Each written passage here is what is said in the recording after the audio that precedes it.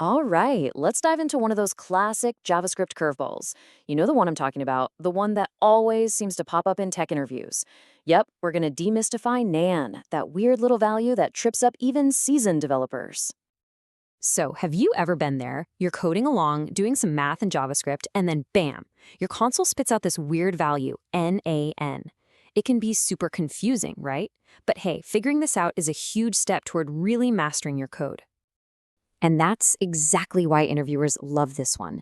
It's such a clever, simple way for them to see if you really get the deeper, kind of quirky parts of JavaScript. Okay, so let's tackle this head on. Picture this. You're in an interview and they hit you with it. So, what is NaN in JavaScript? Here's how you're going to knock that question out of the park.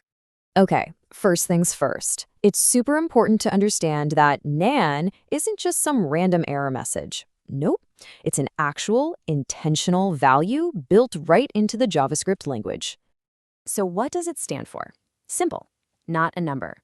Think of it as JavaScript's way of raising its hand and saying, hey, I tried to do the math you asked for, but the result just isn't a real number. It's basically a placeholder for a math operation that went sideways. And now for the biggest gotcha of them all, the part that makes everyone's brain do a little flip. If you actually check the type of NaN, guess what you get? You get number. I know. It sounds like a punchline to a bad joke, right? Not a number is a number. You just got to remember that even though it represents something that isn't a valid number, it still lives in the number data type family. Okay, theory is cool and all, but let's get our hands dirty and see how this thing actually shows up when we're writing code. This is where it's all going to click. All right, check out this super simple example. We've got a variable, result, and we're trying to divide the string hello by the number 2. Now, that doesn't make any sense, right? And JavaScript is smart enough to know that. So what happens when we log the result?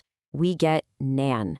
But, and here's the kicker, when we then check the type of that result, it comes back as number, just like we talked about. It's that weird little quirk in action.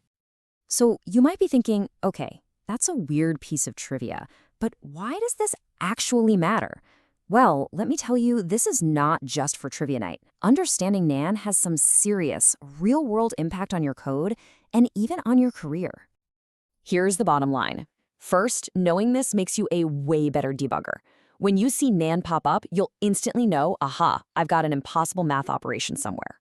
Second, it helps you write much stronger, more reliable code. Because, if a single NaN gets into your calculations, it can spread and turn the final result into NaN too.